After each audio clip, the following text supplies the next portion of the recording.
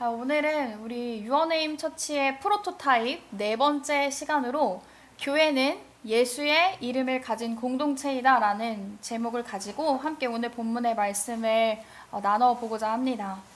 우리가 이미 이전에 살펴본 사도행전 1장에서 2장까지는요 교회가 어떻게 시작되었는지, 그리고 2장 끝에서는요 말씀 속에 묘사된 이 교회의 모습에 대해서 우리가 함께 살펴보면서 우리 교회가 어떤 DNA를 가져야 하는지에 대해서 좀 살펴보는 시간이었습니다. 제 개인적으로도 이 사도행전에 기록된 초반에 나오는 초반에 시작된 이 초대교회의 모습을 살펴보면서요, 그 당시 초대교회의 모습이 아주 활력이 있고 살아있는 하나님의 어떤 생명력이, 그리고 생동감이 넘치는 것을 느끼면서 이것이 정말 우리 교회의 모습이 되면 좋겠다는 어떤 제안의 열망이 점점 커져가고 있는 시간이 되고 있습니다. 그래서 이 시리즈가요, 우리가 이 사도행전 말씀을 나눌 때마다 이 교회를 세워가는 우리에게 모두 이것이 다 양질의 양분이 되기를 소망합니다. 그리고 성령님이 우리에게 교회에 대해 친히 알려주시고 깨닫게 하시고 또 우리가 액션까지 행동까지 나아가게 하는 시간이 되기를 소망합니다. 아멘. 오늘 본문 3장에는요 등장하는 세 사람이 있습니다. 바로 베드로와 요한, 그리고 나면서 못 걷게 된 이가 등장합니다. 그는 이름이 특별히 부여되지 않고 서술되고 있어요. 분명히 이름이 있었겠지만 이름보다 이 사람의 상태를 더 주목했던 어떤 누가의 의도적인 장치라고 생각하는데요. 이 베드로와 요한이요 제9시 기도 시간에 성전에 올라갑니다. 이 시간은 사실 오후 3시를 가리키는 표현입니다. 그러니까 오후 3시에요 베드로와 요한이요 기도하기 위해 성전에 올라갑니다. 그들이 오늘만 이 본문에만 그저 일회성으로 성전에 올라가는 것이 아니라요, 원어의 표현을 보자면 꾸준히 그리고 반복적으로 그들이 성전에 올라갔었다는 것을 알 수 있습니다. 이 베드로와 요한이요 평소와 다름없이 성전에 올라갔고 성전 문 앞에 앉아있는 나면서 못 걷게 된 사람을 만나게 되는 일이 바로 오늘 본문에 등장합니다. 이 나면서 걷지 못하는 이 불쌍한 사람은요, 이 뒤에 사도행전 4장에 의하면 그의 나이는 한 40살 정도 됐었어요. 40살. 그리고 그는요 평생 걸어본 적이 없었습니다. 이미 이 사람은요 엄마의 태중에서부터요 장애를 가지고 태어난 사람이었기 때문이었어요. 그가 이 세상에 태어나고요 단 한 번도 걸어본 적이 없었습니다. 그리고 그의 다리와 근육과 관절들은요 또한 한 번도 재기능을 한 적 없이 굳어있고 마비되어 있었을 것입니다. 그가 찾은 유일하게 먹고 살 수 있는 방법은요 이 성전 미문에 앉아서 구걸하는 것이었습니다. 그마저도 그의 자의인지 타의인지 확실하지 않습니다. 나면서 못 걷게 된 이 사람의 의지로 성전 미문 앞에서 구걸하게 된 것인지, 혹은 다른 누군가의 의지로 인해서 아무것도 움직이지 못하는 그가 타의로 그 성전 미문의 앞에 앉아 있는지도 구체적으로 우리가 파악을 할 수는 없습니다. 그저 성경은 그를 다른 사람들이 메고 와서 매일같이 그 성전 미문 앞에 두고 갔다고 기록하고 있습니다. 그렇게 성전 미문에 앉아서요 나면서 못 걷게 이 사람은 구걸하고 있습니다. 그가 이 성전 미문 앞에 앉아서 구걸하는 것은 어쩌면 가장 좀 적절하고 좀 전략적인 선택이었을지도 모릅니다. 왜냐하면 이 성전에 날마다 기도하러 오는 다른 유대인들이요 이 구약의 율법을 지키기 위해서, 혹은 자신이 우월하다는 어떤 알량함으로 몇 푼씩 그에게 주어줬을 것이기 때문입니다. 이것이 그의 삶에요 가장 최선인 것처럼 보입니다. 그리고 그는요 얼마인진 모르겠지만 그런 삶을 이미 계속해서 살아왔어요. 몇 년 동안 이런 생활을 했는지는 자세히 알 수 없지만 이미 그는 많은 시간을 그렇게 살아온 인생이었습니다. 근데 여기서 너무 안타까운 건 이 미의 뜻이 아름다운이라는 뜻이거든요. 그의 인생은 이렇게도 비참하고 그의 인생은 걸을 수도 없고 자신의 스스로 뭔가 움직일 수 없는 인생인데, 그의 인생은 늘 이 아름다운 성전 문 앞에서만 계속 구걸하는 인생을 살고 있었어요. 그런 그에게 말도 안 되는 기적이 찾아왔습니다. 이 베드로와 요한을 만난 그의 삶이요, 그 전혀 다른 것으로 변화하는 사건이 바로 오늘 본문의 사건이죠. 이 기적 같은 일은요, 사실 우리에게 비유로 교회가 이 땅에서 해야 하는 일을 보여줍니다. 그래서 오늘 함께 이 기적을 통해서요, 이 비유로 표현되어진 이 본문을 통해서 교회가 이 땅에서 해야 할 일에 대해서 좀 함께 살펴보고자 합니다. 이 성전 미문에 누워 있었던 나면서 못 걷는 자의 사람의 어떤 이 특징을 좀 살펴보면서 과연 어떤 비유가 숨겨져 있는지 살펴보려고 합니다. 첫 번째로 그에게서 발견할 수 있는 것은 죄에 빠진 인간에 관한 진리를 발견할 수 있습니다.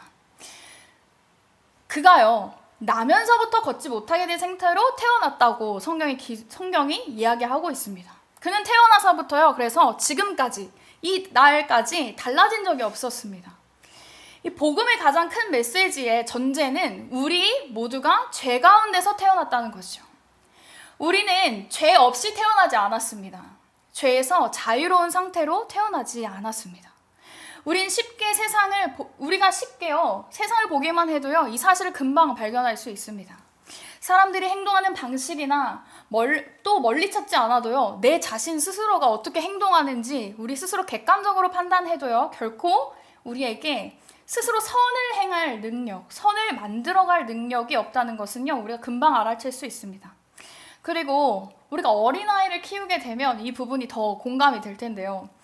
어린아이들에게 하지 말라고 하는 일들을 아이들은 어떻게 하죠? 그냥 바로 해버립니다. 바로 불순종이에요. 바로 불순종. 그래서 아이가요, 자신의 의지를 사용해서 예외 없이 불순종을 저지르는 것을 우리는 두 눈으로 자주 목격할 수 있습니다. 이런 이유뿐만 아니라 우리 여러 가지 이유에서도 이런 것들을 찾을 수 있겠지만, 우리가 왜 이렇게 죄를 지을 수밖에 없는, 죄로부터 자유롭지 않은 상태로 태어나게 된 이유는 바로 우리 인간은 조상들에게 죄를 물려받았기 때문입니다. 원래 인간은 완전하게 창조되었습니다. 그러나 인간이 하나님의 말씀을 거역하고 죄를 짓고 그 결과로 그들의 모든 후손이요, 죄악 중에 태어나게 되어버렸습니다.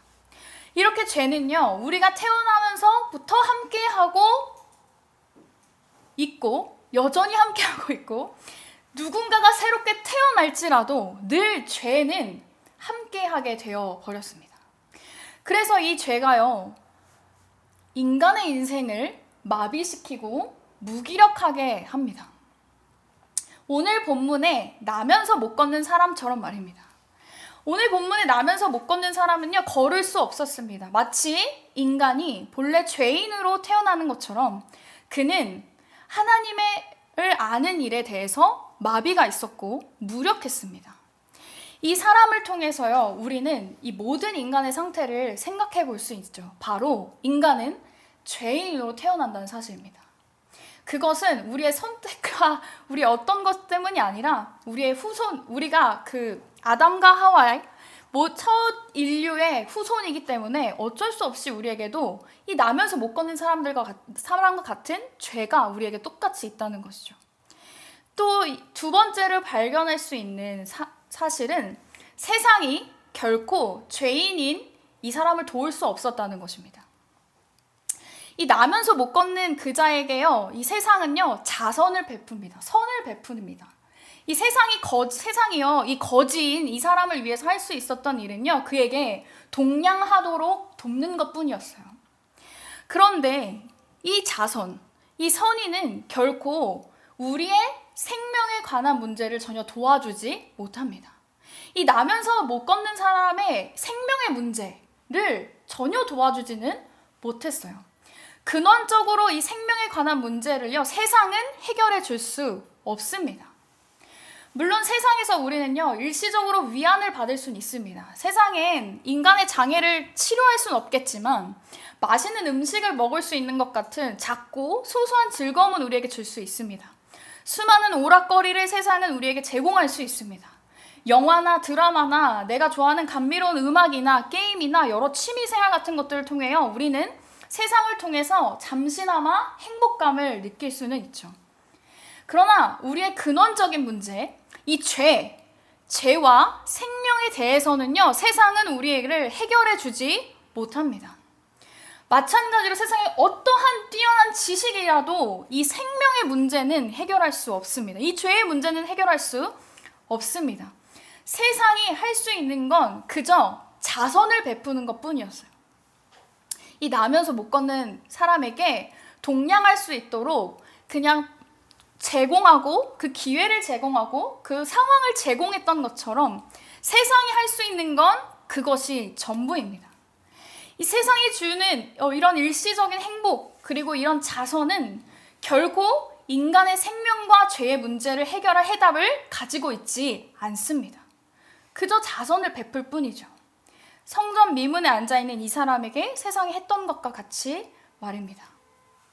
세 번째로 이 사람을 통해서 우리가 알 수 있는 것은 세상이 교회에게 또는 교회에 있는 사람들이 교회에게 잘못된 것을 바란다는 것입니다. 오늘 본문 함께 4절부터 5절을 함께 읽어볼까요?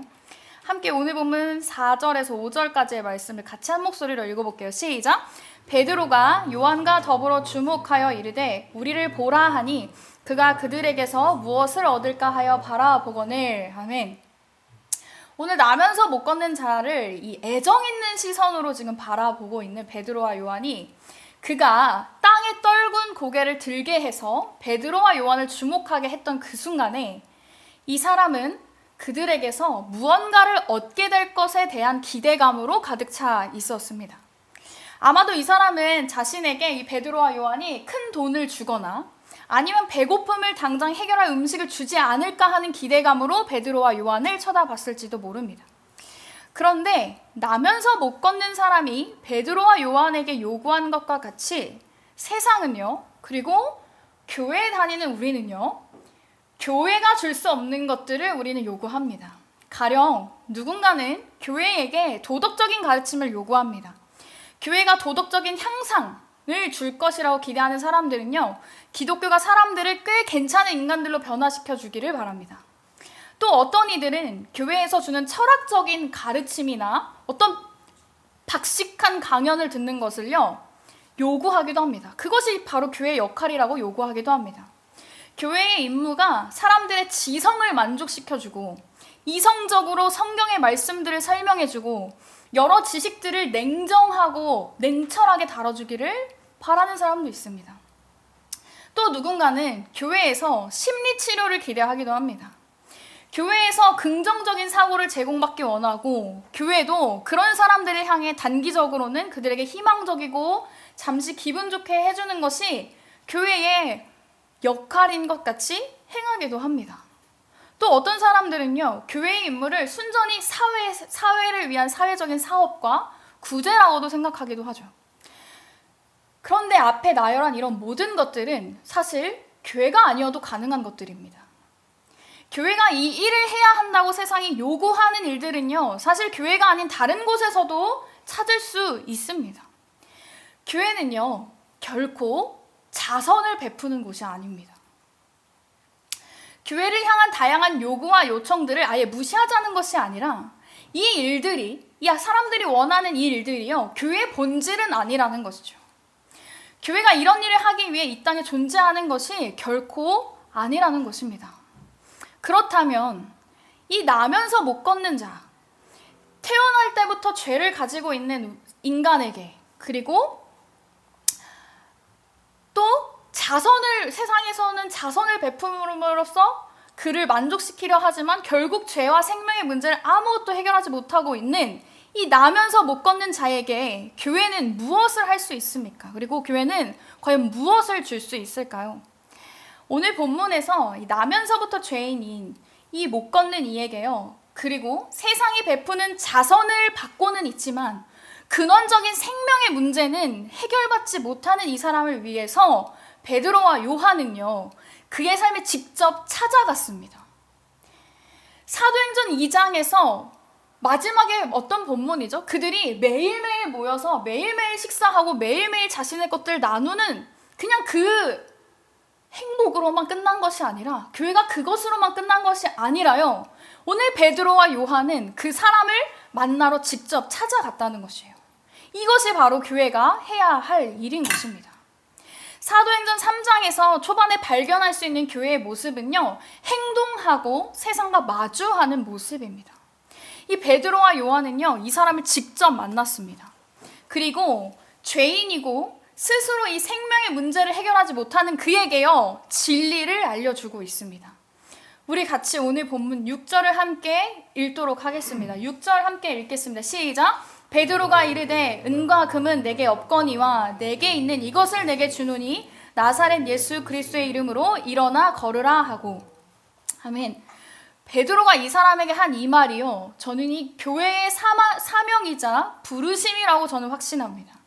내게 있는 것을 내게 주노니 곧 나사렛 예수 그리스도의 이름으로 걸으라. 교회가 이 땅에 존재하는 이유는요, 인간의 진짜 문제를 다루기 위함입니다.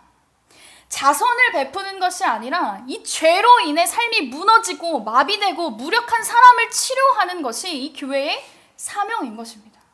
이것이 교회만이 가지는 독특함이고 구별됨이라고 저는 생각합니다. 교회의 소명과 임무는 인간의 영혼을 치유하고 인간이 가지고 있는 근원적인 원인인 이 죄의 문제를 찾아내서 치료해 주는 것입니다. 이 잃어버린 영혼이야말로 이 교회의 존재 이유이고 중심이어야 하는 것이죠. 오늘날 우리가 마주하는 세상의 문제들은요, 인간이 하나님을 알지 못하고 어떻게 살아가야 하는지를 알지 못하며 어떻게 죽어야 할지도 알지 못한다는 것이 우리가 마주하는 세상의 문제입니다.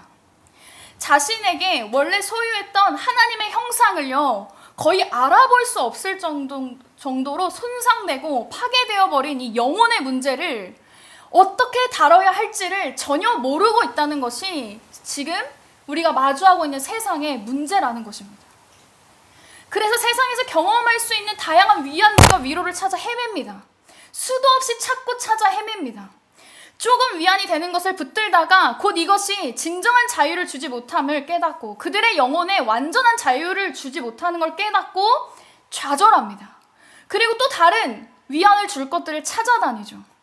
계속해서 세상에서 베푸는 자선을 찾아 헤맵니다.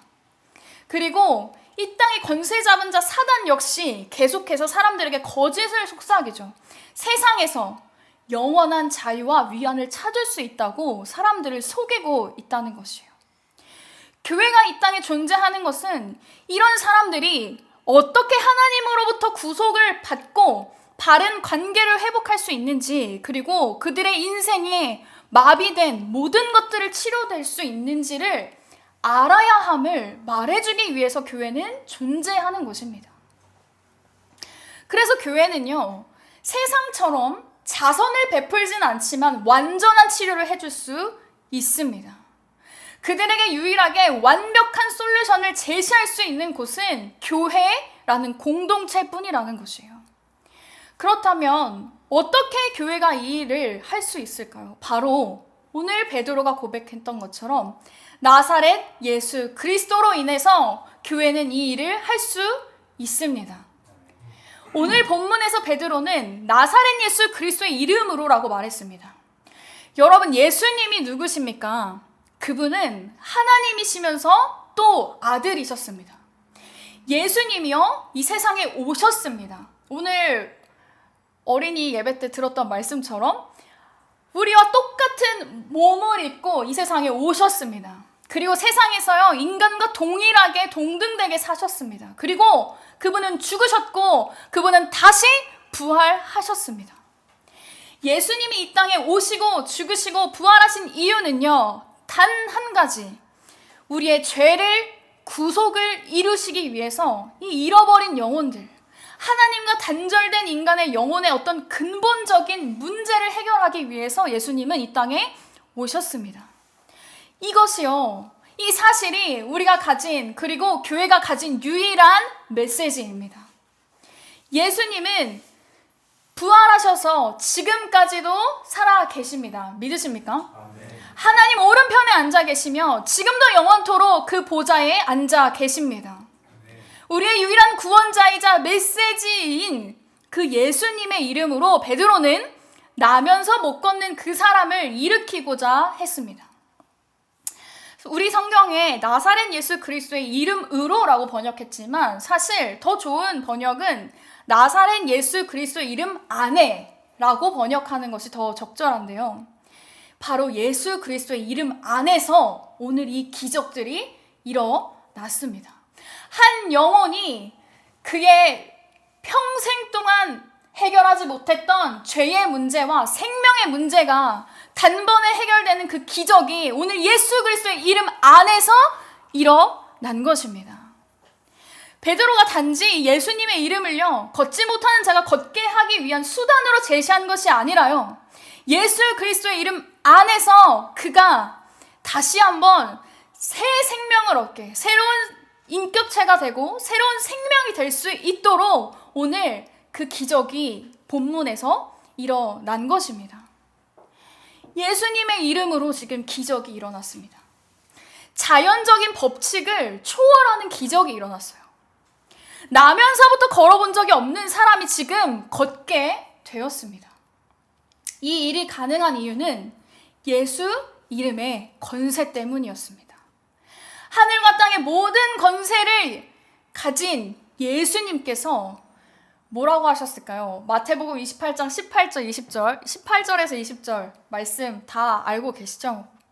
제가 읽어드리도록 하겠습니다. 예수께서 나와 말씀하여 이르시되 하늘과 땅의 모든 권세를 내게 주셨으니 그러므로 너희는 가서 모든 민족을 제자로 삼아 아버지와 아들과 성령의 이름으로 세례를 베풀고 내가 너희에게 분부한 모든 것을 가르쳐 지키게 하라. 볼지어다 내가 세상 끝날까지 너희와 항상 함께 있으리라 하시니라. 아멘. 예수님께 하늘과 땅의 모든 권세가 있습니다. 아멘. 그래서 그 예수님의 이름의 권세와 능력으로요, 모든 사람들을 예수님께로 돌이키는 사명이 우리 그리스도인들에게는 있는 것입니다. 이것이 다 우리의 부르심이고 우리의 소명인 줄 믿습니다. 그리고 그 사명을 이루기 위해서요, 예수님은 자신의 이름의 능력을 우리에게 허락해 주셨습니다.